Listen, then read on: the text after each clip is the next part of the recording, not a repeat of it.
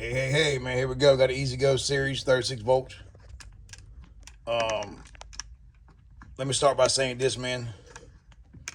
Don't do this right here, all right? If you look at that blue wire there, that's his charger wire. He charged it with speaker wire, man. All right, don't do that, man. It's a fire hazard, big fire hazard, man. Don't do it, all right? Plain and simple, don't do it. On this channel, we don't risk no risk. We change one part, but we damn sure ain't doing that, man. All right? You're pulling a lot of amps, man. You're pushing 15 to 18 amps through a cord. Don't do that. Fire hazard, dangerous. All right, man, let's get to it. This car don't run. For one thing, he's got, oh, man, I don't know what they say about this. He's got this wire here taped in there. And let me see here. Untape it. He got it taped and tucked in there, man. Don't do that, man. All right? All my subscribers and viewers and members, man, don't do nothing like this. They bring me a wire lug. So that's what it is. He's got this on there, but he's got nothing on there. And all he's doing there, all you're going to do there is wait for, you're just going to allow him for heat, to pull heat, and then you're going to end up melting the battery stud. All right, here we go, man. Put a wire lug on here. Let me start by saying, man, on the battery wires, if you look at battery wires on any golf cart,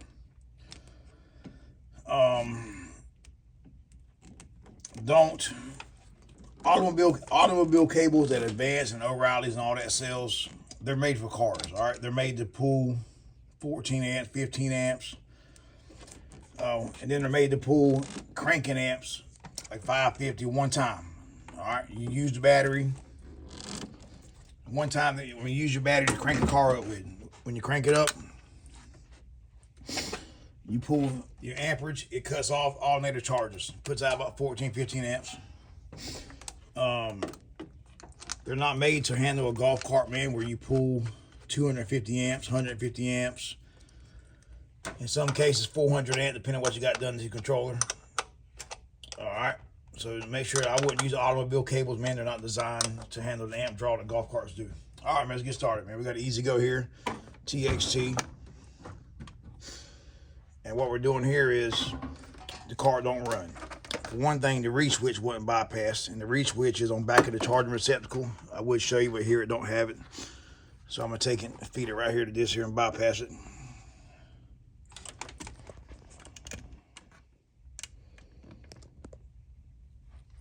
So I'm gonna hook it here, and what we're gonna do, we're gonna check voltage, because the way it works, man, voltage comes in here. Well, on my other videos, you can see I have it farther in depth. And now what we're gonna do is check voltage. I'm gonna back out a little bit so you can see everything.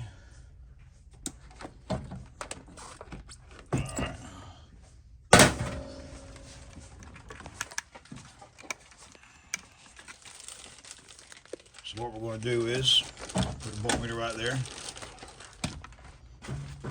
Perfect. There we go. All right, put a black lead on the main negative.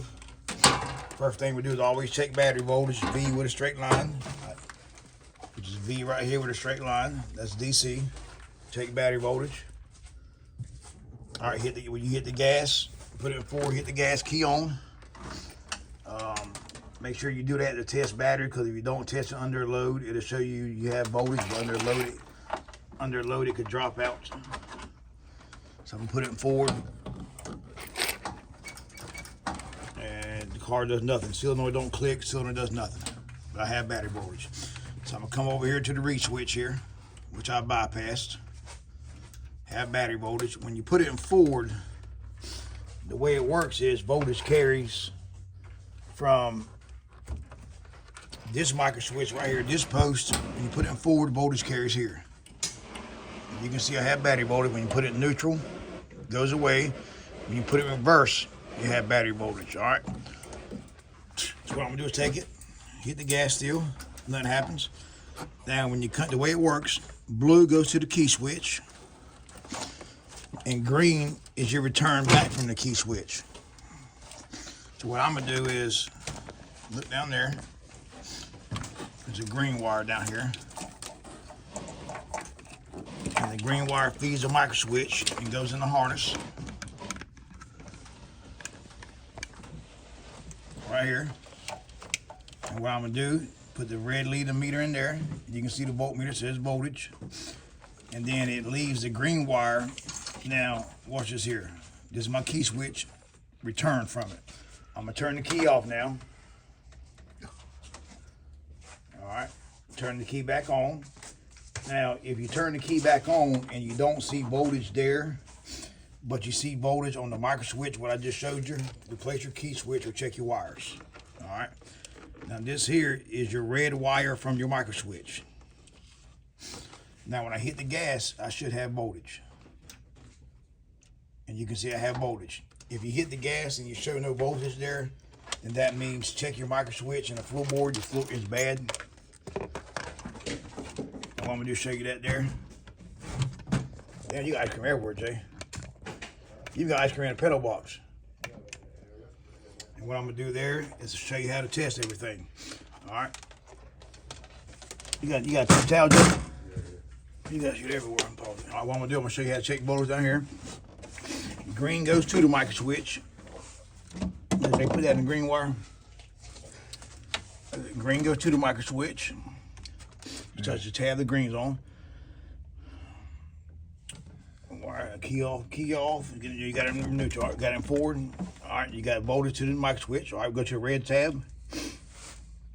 Let them see it too. You got to turn your hand to the side, you can see it. All right, now we're on the red side. When I hit the gas, it carries from the green to the red. All right, if you don't have voltage on the red, but you have it on the green, replace the micro switch here. Yep, replace that. All right, show them the it's. It's that black piece there. You gotta move your hand. All right, what you gotta do now is, what we're gonna do is test voltage at the it's. Yep, that's your it's there. You should have, I put it on the black lead. You can see there, he's touching the black terminal spade. All right, and when you turn the key on, that in there? Mm-hmm. All right, key on. Go to the white. I'm gonna touch it because you ain't got no voltage. Go back to the back. Go back to the black one.